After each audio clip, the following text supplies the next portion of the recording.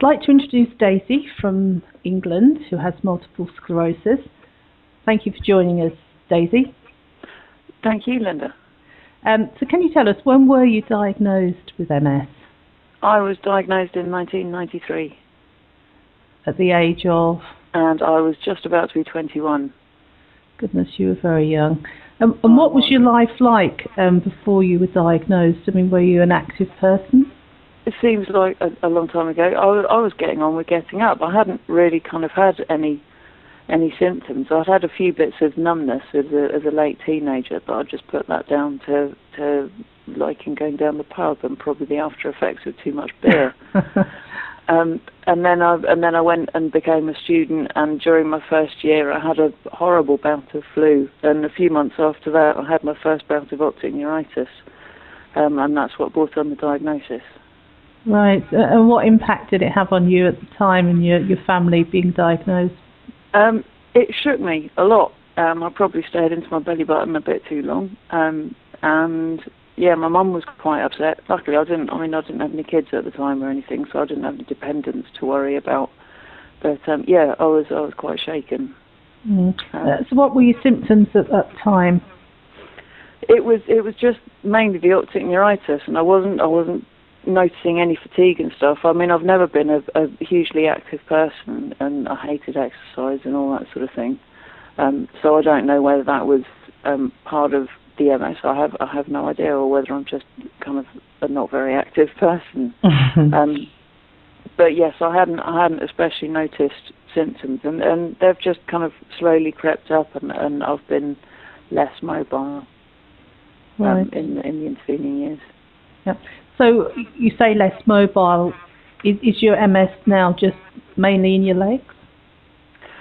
It's kind of mainly in my legs. It's sort of everything on my left side is a little bit weaker, but it's just kind of, I don't really have specific attacks anymore. I mean, I had a few in the mid-90s, late 90s.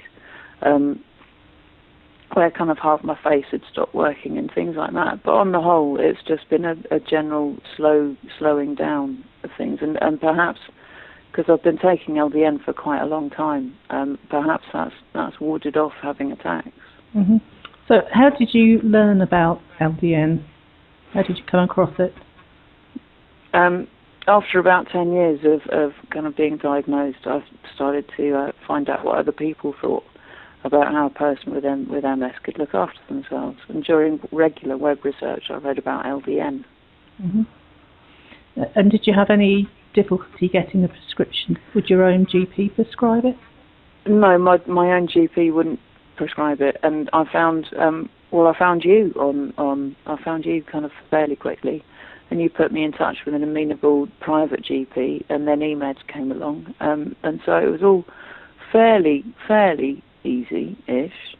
Yeah, it didn't take more than about 6 months after I started looking around. Okay, and where do you get your prescription filled? I went first to Skips in Florida, and then I've been in Glasgow for 4 years, maybe, using them. So how long have you been taking LDN now? Well, I think I was trying to work this out yesterday, and I think probably for about 5 years. Right. A fair while. Yeah, a fair while. So what symptoms do you have now? Do you have any more problems with your optic neuritis? In my other eye, yes. I mean, because I've got, my first bit of optic neuritis was in my left eye, but all my troubles have been on the left-hand side of my body, and so I've got permanent damage in my right eye. And that seems to have been there since the early 2000s. Sometimes it was basically there kind of constantly, but it's not disabling. Yeah. I can remember I had optic neuritis in my right eye, and it was so painful just to move my eyeball, up, down, left or right. It's like somebody sticking a pencil into my eyeball. Yeah, I mean that first bit of optic neuritis was I've never had a migraine, but it was like no headache I'd ever had, and that was for about a week. and then it kind of centered in on my eye. And yeah, I went to the opticians, I went to the doctors, and they kept sending me back to the other ones, saying it's nothing to do with us. And finally, I got kind of diagnosed in the end, just being bloody-minded, probably. So do you think that LDN is probably helping stabilise you? I believe it may have slowed progression. It's not a resounding positive statement, but it's quite hard to be absolutely sure about anything with MS, because you've only got the one body. You don't really know what it would be like if you hadn't. Did you have any introductory side effects when you first started? Can you remember? Yeah, I had some great vivid dreams. They were lots of fun. Yeah, I wish I still had them, but unfortunately not. No, I don't have those anymore. And I've not had any negative side effects at all from LDN, which is why I still take it, even though I'm not entirely sure that it's doing lots and lots of positive things. It doesn't do me any harm, so it seems like a safe bet. So by that, I take it you'll be continuing to take LDN? I think I will be, yeah. It would. I mean, when I've taken it, when I've had breaks from it, I've noticed going back onto it that it does have very subtle effects that are quite good. Sort of bladder control is a bit better, and fatigue, it seems to be slightly affected by it as well.